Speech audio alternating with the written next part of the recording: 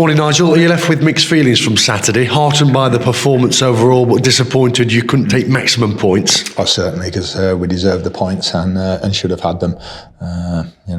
Just a penalty miss and also the opening goal as well after 10, 11 minutes, and first time they'd been in our penalty area, and takes a deflection and ends up wrong-footing Scott Flinders. Without that, we go 0-0, and then we put the pressure on second half and may well win it from there. So. They were the two major turning points in the game. Certainly the deflection and then the missed penalty. Despite being the better side in the first half, you went into the interval 1-0 down, but you were even better in the second period. What did you do even better in the second half than the first? I just think we played with a little bit more intent and got on the front foot a bit more. And right from the first, I think, minute or two, I think little Caelan got across him, won a corner. That lifted the supporters and everybody. And then 5 or 10 minutes, it was sort of pretty even. But after that, I thought it was sort of all us. And I think Scott Flinders barely touched the ball in the second half. I mean, he's not had a shot to save in the game. He's conceded a goal, but that's the way it's going at the moment. We keep saying that, but it is. And the 1,500 fans that were there, whatever, can see that as clearly as anybody. And you seem to get much higher up the pitch. Yeah, we did in the second half. Yeah, I think that's by having a little bit more control in the game, and whether it shouldn't matter whether it's a back three or a back four. You still should be able to play with the same intent. But I just thought we needed a little bit of width. Lucas went wide, and Caelan had a bit more space.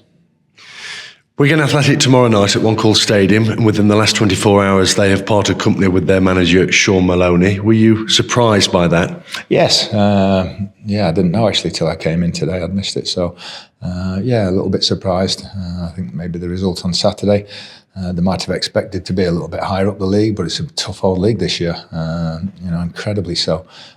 So it is a little bit surprising, yeah. You've played them twice already, once in the league away from home and one in the FA Cup at One Call Stadium. So you know a lot about them, but what can you expect tomorrow with them being managerless?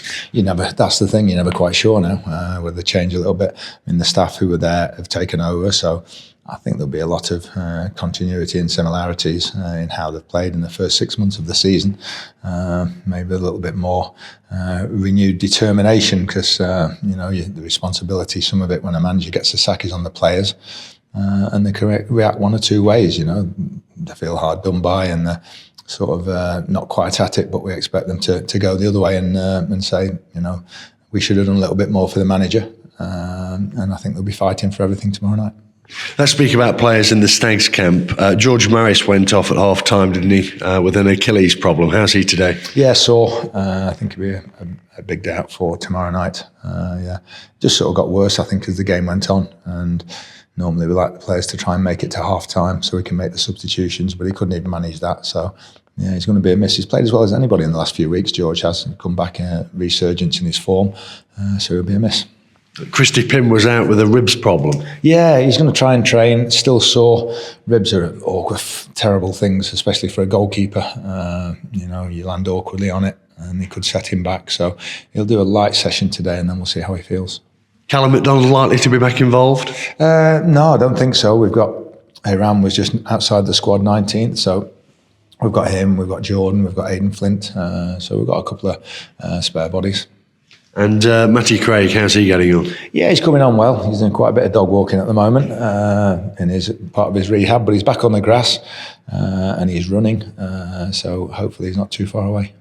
Final word ahead of tomorrow. How do you get the same performance from that second half, especially at the One Call Stadium tomorrow, from your men? Well, having played like that's the thing to say, just continue it.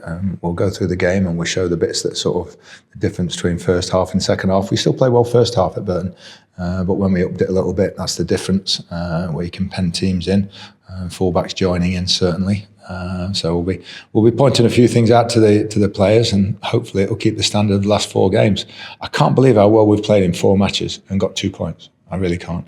Blackpool was as good as anything. Lincoln at home, it wasn't bad against Wrexham, nothing in the game. And then again Saturday we played well. So there's got to be rewards somewhere coming soon. We've got to keep our standards high and our performances consistent, and it will come.